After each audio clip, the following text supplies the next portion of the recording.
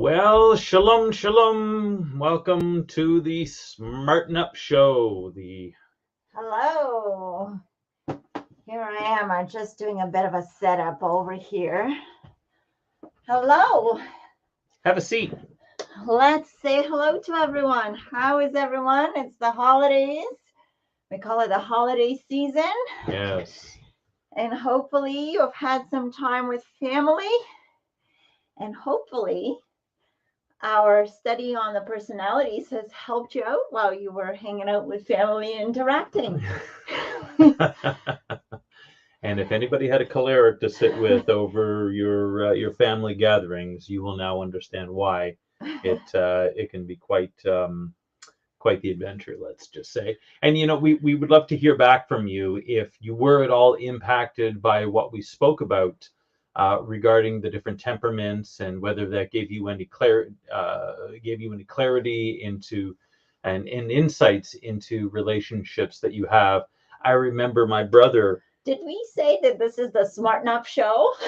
Yes. Okay, we did say that. And we are Darryl Milena.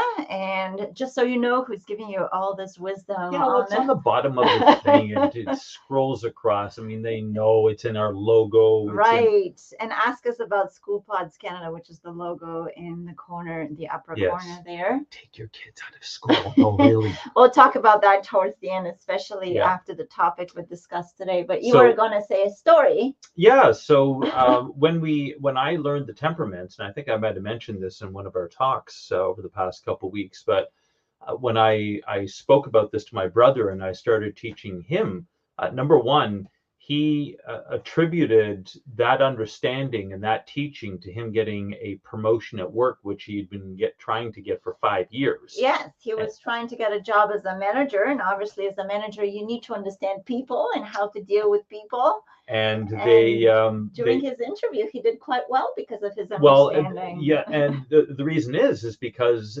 he was working at a gym, and they came to him and said, well, this is kind of the situation. How would you deal with it? And because of his understanding of the temperaments, he said, oh, blah, blah, blah, and he kind of laid it all out. Something and they said, you're the guy.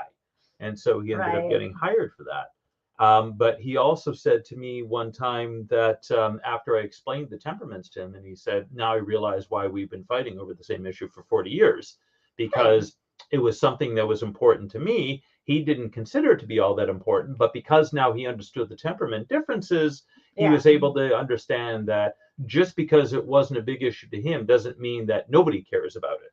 Right. And so, again, I wanted to repeat that sometimes when we talk about the temperaments, and people are not really quick to adopt this teaching because they feel like we're so unique that we can't be typed in. Oh, you're pigeonholing. Right. We are stereotyping and typing. What is a pigeonhole? And how does one get into it? I don't even know. We got to do a show on where different expressions in our everyday culture come from. You stuff the pigeon in there, and is it supposed to? Yeah. Anyway, so I guess it's the only place a pigeon can go. I don't know. But the thing is, if we take the teaching of the personalities, temperaments, for the purpose of understanding people rather than for the purpose of typing people and finding what's wrong with them, then it's going to be okay. Because you can find something wrong with everybody. Well, we spoke about the fact that every temperament has its positive and negative sides. I mean, we are human beings, and we're kind of unique that way. And so we can always work on the positives and minimize the negatives. Yes. But today's topic, it kind of relates to the personalities, but it's an addition, an extension to it, because we can have these personalities and personality combinations that we discussed over the last couple of shows. And if you missed that, the live show, please go to archives on Messianic Lamb Network or our YouTube channel of School Pods Canada, or Smarten Up. Is it called Smarten Up? It's Smarten Up. So just the YouTube, yes, Smarten Up, and our School Pods Canada Facebook page, and all our live videos are on there as well. So we are aiming for the next year, and we kind of started during this month to give information that's valuable to understand one another in the family, to understand the environment, um, social environment that you're raising kids and teaching kids in. And so let us know what was helpful, what wasn't helpful, and what you would like to know more about. Right. But today we want to talk about a topic that it's actually, this book's known, it's based on a book, the topic. The overall subject is the subject of love. Love languages. I feel like we should have been doing this in February. You can talk about love anytime, though. We shouldn't need a holiday to. Love is such an all-encompassing subject because everybody wants to be loved. And there are all kinds of different ways of defining how that is. And depending on our personalities and our inclinations, our definition of love is different because of that. Well, and see, this is the thing, is that biblically, in English, it's hard because there's only one word for love. But in the Greek, which is what the New Covenant was written in, you have actually 4 different words for love. And one is phileo, where we get Philadelphia from. And I think we might have mentioned this before. Yeah. You have phileo, which is brotherly love. It is love that one has for a friend.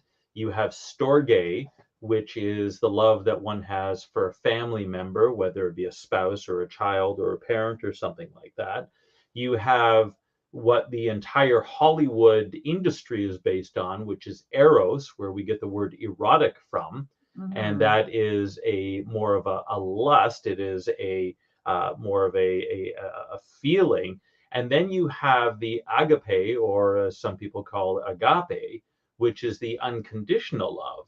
And what's interesting is that most of Greek society and the Greek philosophers tended to look down upon agape love because, it didn't represent what the ideals of society were. And yet, if you look at how God defines it, the most famous verse in the Bible is John 3:16, which says that God so loved the world and that he gave his only begotten son, whosoever shall believe in him shall not perish, but shall have everlasting life.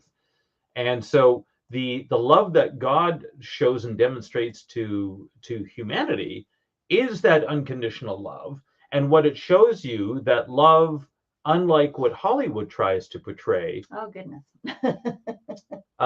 is not just a feeling, it's a decision, it's an action. And so we decide to love one another. When we say that we shall love one another till death do us part in our marriage vows, in sickness and in health, for richer, for poor, or for better, for worse, all these different things, we are going to decide to love one another, because when someone is sick or someone is poor or when someone is worse, and we all have those worst times. Yeah, we're not very lovable sometimes. We don't, cranky. Yeah, so we're not very lovable, and we don't necessarily feel like loving that person. But God doesn't feel like loving us. He does so because he has decided to. And so when it comes to understanding love, there's been a lot of studies that were done, and the chemical reaction that happens when you get the butterflies and you get that swooning, falling in love. Yeah, falling in love. If you fall into something, it's bad, because that usually means you're going to get hurt. You become a little bit irrational. Well, but it's this idea that if you can fall in love, you can fall out of love. And so they've done studies that show that the chemical, the hormonal reaction that we have, where we have that, that swoony butterfly thingy that we all that people get, that Hollywood constantly tries to portray, it lasts somewhere between 24 and 30 months. Right. And the other danger is that if we base our idea of love on Hollywood, when there's no butterflies and we are not feeling this feeling anymore, and all of a sudden we think, oh well, we don't love each other anymore. No. And this is why we're talking about this in the context of family, because all of a sudden we say, well, we don't love one another, we should divorce, we should separate, we should, and really, and this is why we want to bring in the biblical definition of love, because Yes. Hollywood portrays something that you could be on that love high for what is it, up to a year? You said, how long was it? Two to 2.5 years. Which we call that the honeymoon stage, right? Is that an official thing? I think so, yes. And then after that, I know every family, especially nowadays, the way the world is facing different things, feeling is no longer something to guide us in our decisions, because things don't feel good many days. Well, we also have to remember that when we are in the dating or the courting phase, depending on, which way you want to frame it, but we're on our best behavior and we're pulling out all the stops in order to try to impress that other person. The girls will put on extra makeup, and we'll make sure the guys we're clean, we're groomed. Yeah, we're groomed. You're shaving all those parts that need to be shaved, and you want to make sure that you're smelling nice and stuff like that. But when marriage happens, and especially when kids enter into the mix, that two selfish people get together and then create more selfishes. Then create a whole bunch more selfishes, and that's why Paul says in 1 Corinthians chapter 9, it's better if a man stays single. It's if he doesn't get married, that's better. But no, the thing is that we stop trying to impress the other person because you get caught up in life. Well, I got the ring on. Okay, I don't. Yeah. So we don't have to try anymore. And there's a lot of situations where after a divorce, a woman will lose weight or a guy will stop smoking. Because they're looking again. Because they're looking again. And you've stopped taking things for granted. And so we got to get rid of this idea that love is a feeling, love is an emotion.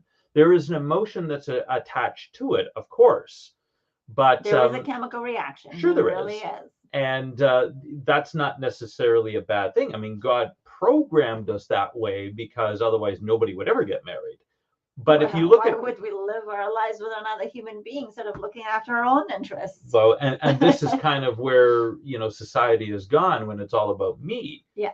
And I was watching this fascinating video the other day where this woman who was, I guess, in her late 30s, and she'd finally come to realize that independent and carefree lifestyle of being a dink, double income, no kids, was in fact empty, vapid, and had now left her very concerned about the fact she wasn't going to have kids. But she was so concerned for the first 20 years of her adult life that about having fun, and going to the parties and being the unseen, and without having encumbrances, because family encumbers you. Children really are kind of a party crasher.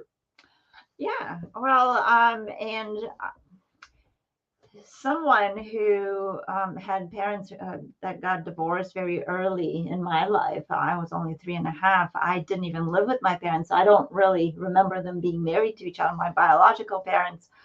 I have got to tell you that my father, whatever relationship I tried to have with him throughout my life, he insisted that he wasn't a family man. And he got into this marriage because there was that feeling and all that stuff, but that quickly went away. Well, it was a shotgun marriage. Well, it was. I mean, because there were feelings and chemical reactions, things happen, right? And so children happen. Or is it now I'm going to do Married with Children song here, Love and Marriage. But anyway, I understand that was a feeling that he followed.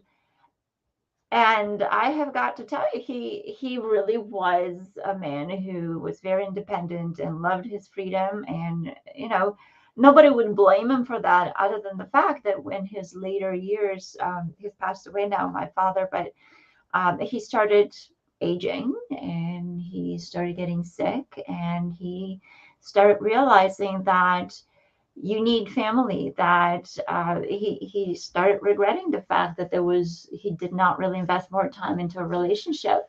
So I know I've turned a little bit on the sad note here, but that is the reality of it. And sometimes we don't realize what is important in life because we follow these feelings and chemical reactions at the time, and and and we don't think long term. Now, brain research has shown that young people up to the age of 25 don't have a fully developed frontal lobe, so they're incapable of thinking long-term consequences.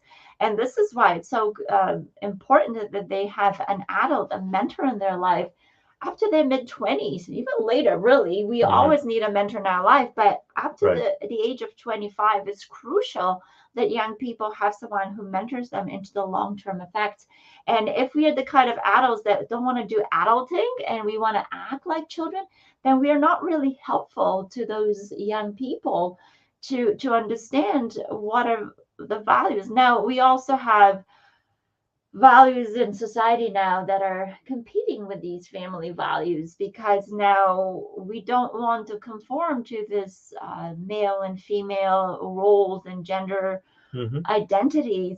But the thing is, just like with the temperaments and the personalities, we are born with certain abilities, certain uh, characteristics, like certain things. Now we can improve on those, obviously, but women tend to want certain things, men tend to want certain things, and in just looking from the biology of things, our chemistry, body chemistry is different. Why is it so different? Because we have certain role to play. Mm-hmm. Men tend to be stronger, and now is the topic of men and female sports and all that. This is why it's so wrong, because we are created a certain way. And if we follow temporary desires, momentary desires, we miss out on the big picture of why are we here? Why do we want to have families? Why do we group ourselves in societies and families and so forth? I mean, there's just so much more to this than just how we feel right now at the moment. Yeah, and so that's where that eros, that erotic love, that emotional driving thing is entirely selfish. It's all based on how I feel.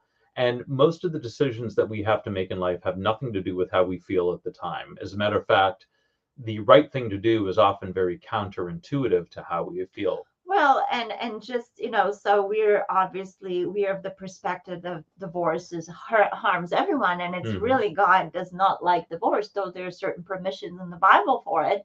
Um, what the other point I'm trying to make is that sometimes we make decisions hastily to be with one another, and some people recognize, oh, we should have probably never been together. We should have probably never gotten together, Right. and so again we need to really, it's good to have that temporary feelings, right? Like that, it's there's nothing wrong. We're human beings, we have emotions, but then we have to think about, is is this a direction I want my life to go in? Is this how I want to, when I get old and I'm not able to, and I know it's so hard to think when you're a young person that you will get old one day. Hmm. And there's a limited amount of time we live for. And for me, I just, it was sad for me to see the end of my father's life, Hmm. realizing, oh, wait a minute, I should not have followed those impulses at the time. So what we wanted to talk about tonight was, now that we've gotten the definition of love straightened out, and that it's not just about how we feel, but what we decide to do. The other thing that we have to understand is that people are motivated by different things. There are Yeah. certain actions that, for lack of a better way of saying it, fill one's love tank. Yeah. And the book that we wanted to discuss tonight is called The Five Love Languages by Gary Chapman. Gary Chapman is a pastor. He's a marriage and family life counselor, and he wrote this book after a number of years of research by helping us to understand that different people experience love in different ways. Yes, they see it differently. and this is why there's so many debates. Even how do we love our children? Mm-hmm. And you know what? The simple answer is differently. Yep. Well, it's the same thing with the temperaments, that because you've got different temperaments, you have to interact with different people in different ways. It's the same thing with love languages, because what will fill my love tank is going to be different from how your love tank is filled, and how you experience love, what is considered loving to you. Right. And so a lot of the problems that happen within marriage and with Parenting, with marriage, parenting, relationships, any kind of relationship. well, but especially within families, Yeah. is that people have different love languages, what they consider to be loving, what really fills their love tank. And so if we're trying to fill someone else's tank with our love language, Our idea of love, not their idea of love, we're going to run into problems. And a lot Yeah. of marriages fall apart, and a lot of parent children relationships fall apart because of a lack of understanding of this concept. And there are a couple of scriptures in the Bible that are really quoted, all like mostly at wedding ceremonies and things about love. But one of the big things, how God demonstrated love to us. I mean, the most famous passage in the Bible is, for God so loved the world that He gave His only begotten Son to die for our sins. And so we have to understand that love is not something that makes us feel good necessarily, but it's aiming to fulfill the need of the person that we love. And so we needed to be saved from our sin and from our stupid decisions and things like that, because we are more looking at things short term. God looked at the long term picture, and he gave, and so he gave away the thing that was the most precious thing to him, which was his only begotten Son. That's part of him there. So love, and so the definition, what's the other one, the one that's quoted in weddings? Love is patient. Oh, in 1 Corinthians chapter 13, love is patient, love is kind, it's not bold, it's not rude, it's not self-serving, it's slow to anger, it's quick to forgive, all these different characteristics. Interestingly enough, Paul was not talking about marriage in that passage. He was talking about actually the exercising of spiritual gifts, and how in a congregational setting we treat one another. And so if I have a spiritual gift, then I have to use it in a loving way. Now, of course, that applies for the benefit of others around us, right? Exactly. And so when he talks about the different characteristics of love, it's patient, it's kind, it's not rude, it's not bold, it's not self-seeking, slow to anger, quick to forgive. Those are all reactions to things that might get us upset. I am patient when someone is bugging me, aggravating me. I am not bold, but rather I am humble in that I am not exercising my will over other people and I am dominating them. Slow to anger, that usually means someone's ticking me off. I'm quick to forgive. Well, after I've been ticked off, then I forgive that person. You know what the interesting thing about that is? None of those have anything to do with feelings. No, they're all decisions, and even decisions on about things that are negative to us. Yes, because love is what comes out when we're in negative situations. Yes. And we just recently, as a family, watched the movie. Was it about the apostle Peter? And to me, it's also another famous scripture is when Yeshua was in the garden, and he knew he was about to die, and he was praying, and this is, I've heard Bible scholars talk about the fact that he turned to the Father and he said, God, if there's any way I can not do this, get me out of here. Can you make it happen? Yes. But if I have to do this, let not my will be done but yours. So that's another aspect of love.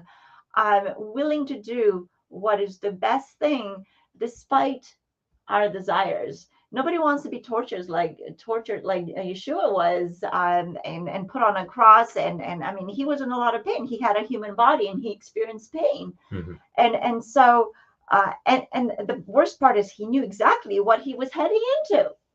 You know, sometimes it's almost easier not knowing what you're getting into and getting through things one step at a time, but he knew exactly. Knowing that he was going to be receiving the unfiltered and unrestrained wrath of the Father for all of humanity's sins all throughout history.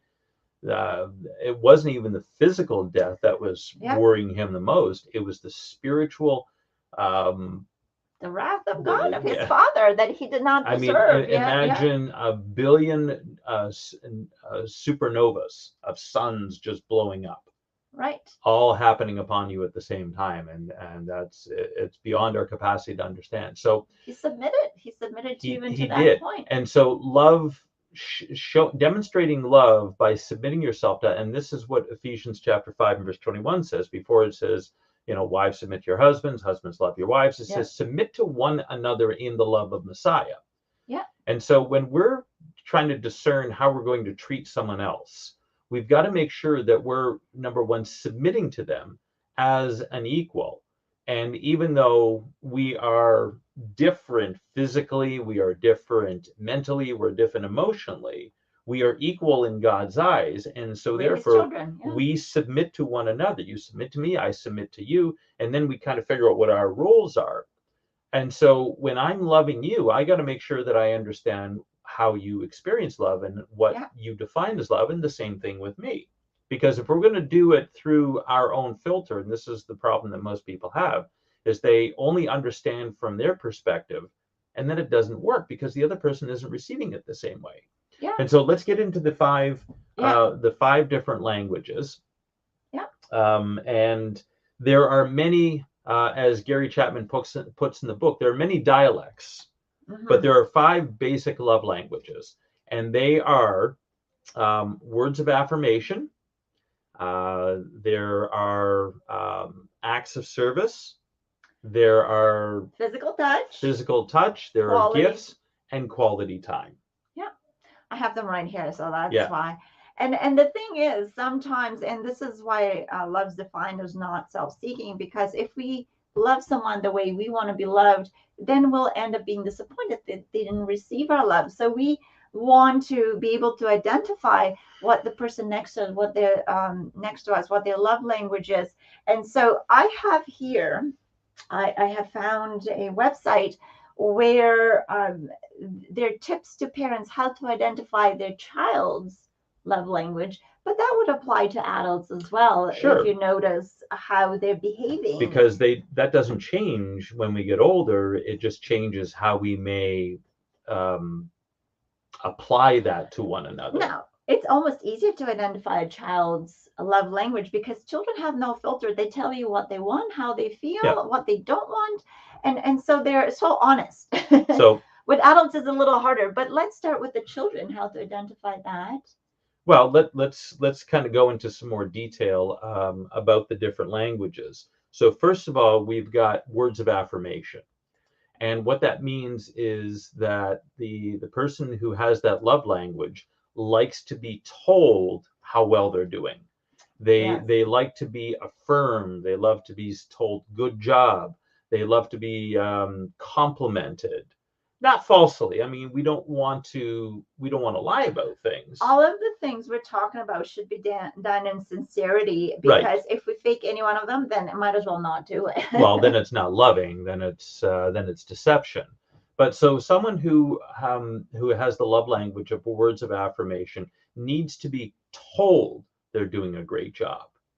And so the way that they experience love is when they're complimented, when they're acknowledged for doing something, a great job, to help them, to compliment them on something that they've done, and great effort, something along those lines. But they need to hear it. They want you to notice that they've done something well. Yes. The people who have that, and it's not a narcissistic thing. It's not trying to draw attention to themselves. It's just that's how they experience love. And everybody wants this. And so when we talk about the love languages, you know, everybody wants you to notice when they do something well, but Of the course. people whose primary love language is words of affirmation, they especially get fed and Yes. filled by that. And so could I go over the list for Sure. children of what you could do with children? And children in adult bodies. Well, you know, now that you said that, a lot of adults have not received that because their parents don't know about the five love languages No. or their spouses, and so they haven't experienced that. So sometimes you kind of have to make up for lost time from childhood. Yep. So words of affirmation. What can you do for your child that has a primary love language of words of affirmation? Using encouraging words and phrases often. Okay. So some kids will be like, oh, once in a while you can say it. No, often. These kids need it often. Saying I love you many times a day. Saying I love to watch you, and then you point out an action that they're doing. The fact that you've noticed them. Mm-hmm. By the way, this is from Big Life Journal, and I recommend the Big Life Journal to any family out there because there's so many good tips about families and so forth. Saying, so affirming both their efforts and achievements, creating a name of affection for them. So having a little pet name, that's important to and that pet name is to outline something that they're good at, a good quality about them. Mm-hmm. So when a child makes a mistake, acknowledging their good intentions, efforts, and determination, maybe painting rocks with encouraging sayings, or maybe put something around their room with encouraging sayings, right? Mm-hmm. Writing little love notes and leaving them around the house or in their lunchbox. So these are some things you could do for your child that really thrives on words of affirmation. And you will know your child because they would ask you, say again how I did on this, or let's talk about that time I did really well. Mm-hmm. Tell all our friends and family about that, right? Yes, exactly.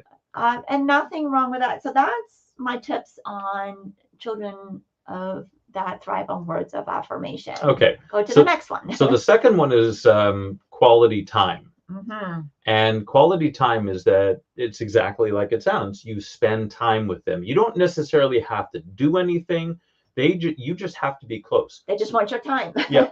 And it's got to be quality. So you cannot be spending time together doing this on your phone. No, not a quality time. No. You have, yes, and I'll go over some tips. So for instance, when my son comes into my office, if I'm working on something, I will stop what I'm doing because he'll usually want to tell me a joke, or he'll have a fact that he wants to tell me, or just wants to have a conversation.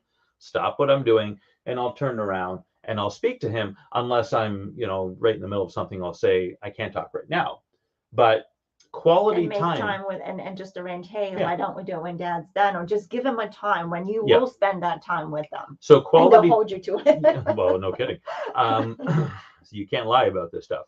Yeah. So with quality time, you have to be doing stuff together that means something to them. Yes. Even or though it special might, to the two of you. But even though it might not be important to you, it doesn't matter. And so we experienced this when we were at the conference, where we were explaining about this trip, and this one guy, it's not a big deal to me. That's not what I'm interested in. But right. It's like, we were talking about visiting an exotic location or something like that. Exactly. Like, oh, I'm not motivated by that. My wife probably want to go, but I don't want to go. I was like, well, if your wife wants to go, take her. So that's her love. You should probably go if you want to stay married. Don't think about what you want. Yeah. So quality time just means being in the company of one another, doing things together. It doesn't have to be anything like some people think you got to spend a lot of money. No. People who have the love language of quality time, they just want to do stuff together with you. We have a cat that all he wants to do is be around us all the time. He wakes me up Yes. early in the morning because he's up and he needs somebody to be with him. Quality time. I guess even animals have their love languages, exactly. Right? Anyway, so from the Big Life Journal, quality time. Children who thrive on quality time, that's their love language. What could you do with them? being there and listening to their stories and feelings. Okay. Being a child's journal buddy while working on your life journal. So, and journaling is one thing that it's probably a good idea, but just kind of listening to their story and what's on their minds. Bringing your child along during errands. They love to do things with you, be your helper. Looking at the stars together, not stars. So drawing pictures together, allowing to help you around the house, taking walks together, having conversations, stopping what you're doing, which is what you described, and making eye contact. They just don't want to say, oh yeah, hi dear. Like, they want you to really turn and make, show them that they're important to you. Finding silly things to laugh about together, like, so having your own little jokes and things like inside jokes, doing fun activities and playing games together. That is quality time. Now that I'm reading this, I'm like, our son has that one. He really likes that quality time. He loves to tell us about some facts or jokes that he just learned. He wants to make sure we laugh at his joke. We pay attention. He gets upset if we are like, yeah. Yeah, exactly. So quality time is, you just have to set aside your busy schedule, and it's harder and harder to do that nowadays. But you've got to spend time with them, and you have to show you're interested in what they are interested in. I have heard of families do kind of like dates with mom or date with dad, and and if they have multiple siblings in the family, that one child gets one person. Everyone gets a different night. Yeah. And that's why, for instance, our son, he loves to play games with us. Game night and movie night, with special treats, popcorn. I mean, and he likes the routines. He likes it when, because he's a phlegmatic. Yes. Consistency. And the thing is, it's and we have even on our menu certain nights that we eat certain things, and if we veer off that, so whatever they are excited about, just find out. And but if they really, like, if they say, I want to do this, well, we didn't do this week, that means they want that quality time with you. So you will know if you have someone who has a love language of quality time, because they will insist on spending it with you. The third love language is gifts. And this is a person who likes to get the little presents. And again, it doesn't have to be an expensive thing or anything, but they like little surprises. They like when you buy them things. They like when you sew into them in a way that you're thinking about them and wanting to get them stuff. Something or making something, or you can buy them, you can take them out for dinner or something like that. That's a gift. But they love to be surprised, and that shows that you're thinking about them. So what can parents do for their child whose love language is gifts? Choosing small and expensive tokens or homemade presents, choosing gifts that are for their interests, so that fit their interests. So the gift, it cannot be just any gift. It has to be something that is their interest, that they like. Because even if they have the love language of gifts, if it's not a thoughtful gift, they will not appreciate it, because they really like the attention behind the gift. Making a collection of unique gift boxes and wrapping paper. I mean, it's silly, but if they like gifts, then make a collection of gift boxes which they associate with gifts. Gifting your child a special song or creating your own song, that could be a gift. That takes a lot of work. Keeping a chart and stickers to record their achievements, and then giving them a reward. So these kids will thrive on reward systems. If they get something little as a gift for their effort. Creating a photo album or a book about them. Buying a new shirt that captures their personality. Making them a special treat or their favorite meal. Gathering picked flowers or anything from nature, framing a special photo of them, gifting a book you and your child read together. So the gifts have to be something that is special to them. Exactly. And so if you have someone who has the love language of gifts, you're going to have to be intentional about it. You're going to have to find out what it is that I. Because if your gift substitutes your love and attention to them, then that's not going to be it. So why don't you tell us about that? Yes, well, and see, I know that, and for forever, I've insisted gifts is not my love language because um, ever since I remember, I was raised by my grandparents, and ever since I remember, my parents were not with me. So whenever they would see me, they'll buy me a gift, but then they would go away because. And so for me, their gifts, I despised the gifts. I craved the time with them, and the importance, they would get me something that, because they didn't spend time with me, they didn't necessarily know what I wanted.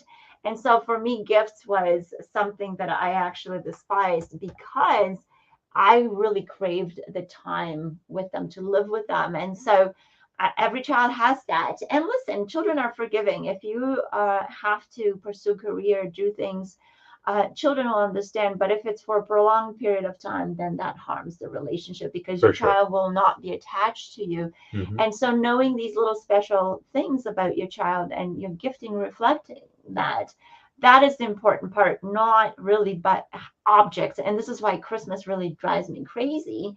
It's because it is about giving a gift, but it is really what children want and need is their parents' love. Yeah, for sure. The fourth one is acts of service. And there tends to be a lot of people who have this particular love language. And what acts of service are is that you need to do something for me. And so your favorite expression is, don't tell me you're going to do it, or don't tell me you love me.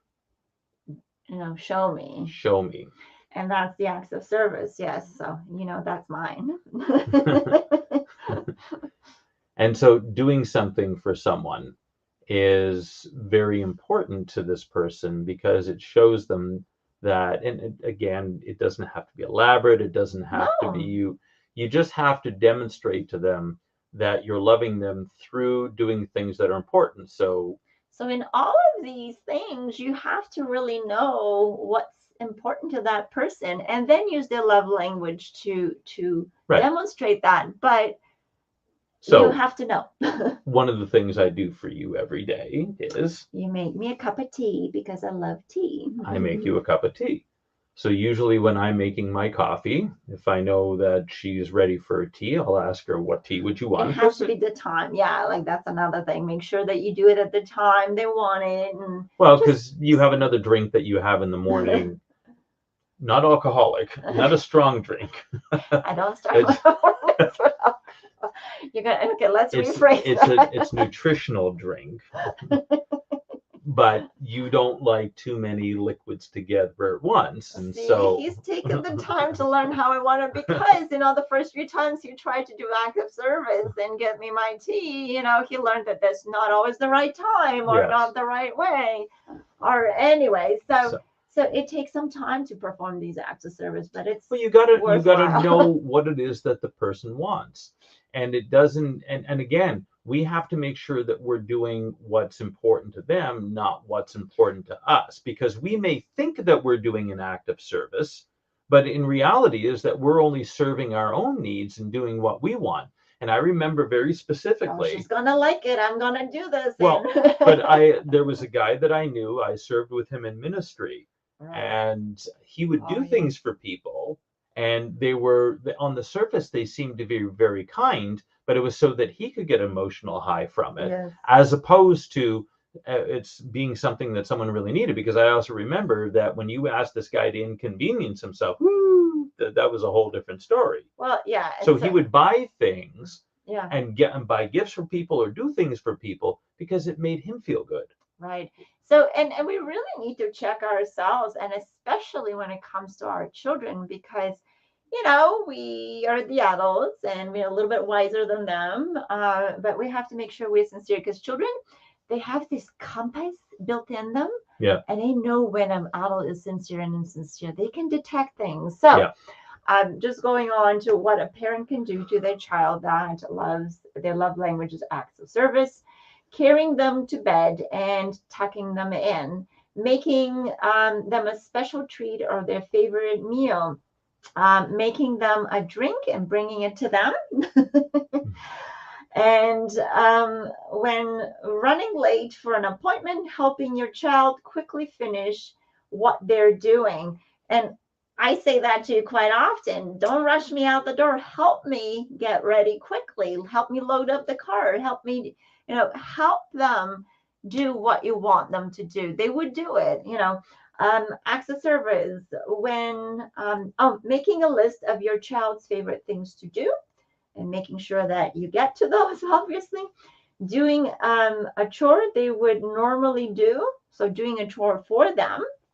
Example, cleaning the playroom, brushing their hair, organizing or cleaning their closet. Maybe that's why I'm doing that. Checking library books, they would like, sitting down to do their homework together, giving your child a surprise room makeover. So doing things for them that show that you've invested time and effort into. And that what's important to them is important to you. Yes. The last of the 5 love languages is the physical touch. And this one's pretty straightforward. It's someone who is very tactile, someone who needs a lot of body contact. They love hugs, they love kisses. And they're into your personal space quite a bit, and they're not to be like, they don't mean to be rude. They just need that closeness to you. Yeah. So this is probably our son's number 1 love language. Yes. And he's very, very tactile, always needs, that's why he loves to be tickled and wrestled and stuff like that. But, it's just, even when we're sitting on a couch watching a movie, he's got to be close. He's got to be leaning he up. Wants to share a blanket with me. He wants, and that is okay. That is obviously, and this is one thing we encounter quite often. And this is even mentioned in the book, but, every time a talk comes up about the people whose physical touch is their primary love language, and if the other person in their life is not a touchy person, how do you resolve that? And so you have to now come up with ideas on how to still fulfill their love language without getting yourself to like, ew, they're touching me too much kind of thing. Yeah, here, have a teddy bear. well, should I read the list of what our parents can? Because how many moms are touched out? Like this is either a teacher or a mom expression. I'm all touched out for the day, especially if you have multiple children, right? Well, I even get that too. Like he's hanging all over me. It's just like, just go away. All right. Okay, enough. So this is an important one. So how can you make sure that your child's love tank is filled without getting to the point you're like too touched out? So sitting near or beside a child. So you don't have to really be touching all the time, but that closeness. Okay. Mm-hmm. Giving lots of kisses and hugs, giving a pat on the back, or holding hands, or a high five. Just high fiving. It doesn't have to be constant. Occasionally saying group hug and just doing hugs. Playing games like Twister, like physical games. So you can play sports with your child. That's a physical kind of thing. Playing this little piggy, if your child is younger, the little finger plays and things like just using their body to play. Creating, for girls, spa night. That is absolutely for girls who, to want to get manicure and pedicure. And by the way, if your wife has gift as her love language, spa night is a good gift to give. Yeah, so you can combine love languages. Here's a gift. So making up handshakes, like secret handshakes, that is special just for you. Gently squeezing their hands and saying, I love you, snuggling close on the couch or when you're reading together. So you could, if you are a person who doesn't like touch, make sure that you at least designate a time of the day that you give that to your child, obviously. And you know what? You have got to teach either your spouse or your child that is touchy-feely, that you have your needs, and let's set aside time that it's touchy time, and then let's have a time that it's not. Because people who have love language as touch as a love language often don't understand boundaries. And Oh yeah, they're in your personal space. They want yeah, to be close to you all the time. And sometimes if people don't, and this is why we want to teach you about the love languages, because people who don't understand the touch love language, they'll find it creepy. And you don't want that. well, it can get there. Now, yeah, we have to learn the difference between somebody being creepy and somebody actually being having a physical touch as a love language. And you know what? We have to understand that we have our own boundaries that Yeah. need to be respected. And this is where communication is very important, and understanding one another. And the other thing to understand is that Do you want to go back full screen, or you wanted to? Yeah, we can. We can stick around here. Yeah. So what we also want to understand is that people don't only have just one love language. They might have an element of all five, and you can kind of rank them in order. But people tend to have one or two primary ones. Yeah, Like just it'll like in the be personalities, there's a primary one and a secondary one. With the love languages, it's pretty much the same. yes. So you'll have someone who will have two, maybe. Well, you'll have various levels of them all. Like who doesn't love to receive gifts? I mean, this is why Christmas is so popular, because everybody likes gifts. Everybody likes something to get Right. something new. That doesn't mean, but different people's love tank gets filled differently by a gift. Yes, some people enjoy receiving gifts. Like I love receiving gifts, but it's not my love language. No. I Take don't it or leave it, right? Yeah, if it comes, it's nice. If not, whatever. I mean, this is one of the reasons why we don't celebrate birthdays in the way that the world does, is because we understand the pagan origins of it, but also we don't want to reinforce that, I should get a gift on the day that I came into the world, because as if I did something. Yeah, like this sense of entitlement, or Right, because we can see where that goes. Now, if someone's got the love language of gifts, you don't have to do it on a particular day. A gift can be given at any point in time. Well, again, like we discussed, it has to be something thought through. And actually, if it's a routine thing, it loses its meaning. If it's something that you actually spend the time to think and surprise them about, it's actually better. Yes. Because if it's a routine thing, then they'll be like, oh, I know I'm expecting a gift. I like gifts, but it's getting a little old, because again, the thing about the gift is to be special to them, not to check off a box in your I've done great things and this today. This is the one of the worst things about social media, is that people will often do something like wish someone a happy birthday or wish someone a Merry Christmas, and they haven't or something talked like that over an entire year or 2 years, and all of a sudden, oh, happy birthday, because Facebook told me you have a birthday. Well, exactly. And so I get to check off the box. Yeah. That's not the way this works. The love languages are being intentional, and what often is what is implied but not necessarily articulated, it requires sacrifice. In order to truly fill someone's love tank, it's usually, especially if you don't have the same love language, is that it's going to require sacrifice on your part. And so when my son comes into my office and he wants to talk to me, quite often I don't really want to talk about what he's talking about. He's, going to tell me a joke that he might have told me 3 times before, or he's got some fact that he's telling me. And, especially if I'm really trying to focus on getting some work done or something like that. But knowing that it's important to him, I'm going to stop, I'm going to turn on, that's a sacrifice. But it's worthwhile, because when you have someone whose love tank is filled, you know what they're going to do? They're going to fill your love tank. Right. And now that you're talking about this, and we're kind of getting towards the end of our show, but another good book is the bucket filling book, and so forth. And really, with those love languages, and the whole principle of bucket filling is to care about what the needs of another, to care about the needs of another person over ourselves. And that is not to say to not have boundaries and not to take care of ourselves, because the whole bucket filling concept is also to fill our own buckets, to make sure that if there's nobody to fill our tank, our bucket, that we take the time to do that, so that we could be more pleasant people to be around. But with the 5 love languages, we just need some time. And I think, again, I will put a link to the Big Life Journal that had these, but I also found another website that has how to tell what are your children's love languages. So do like a little assessment if your child hasn't really communicated clearly to you.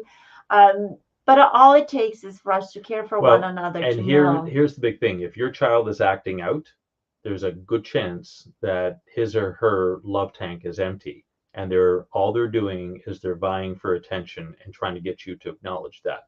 So that's why it's really important.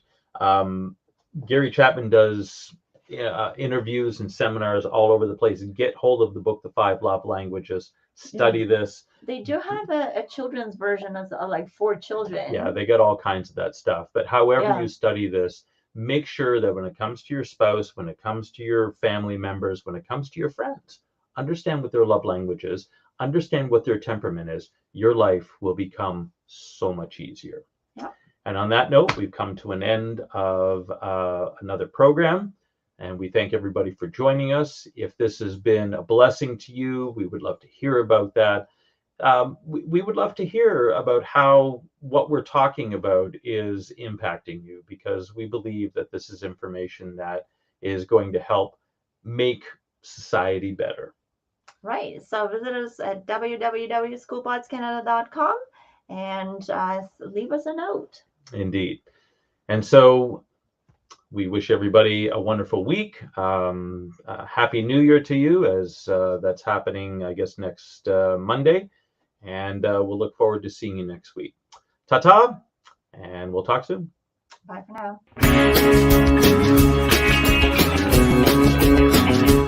We are richly blessed to bring you what we believe is the fullest, most diverse, yet up-to-date progressive teachings, discussion, and prayer programming you can find anywhere on this planet. Be sure to take the tour of the MessianicLambRadio.com website. I'm Susan Hoogie, thanking you for joining us on the Messianic Lamb Video Network.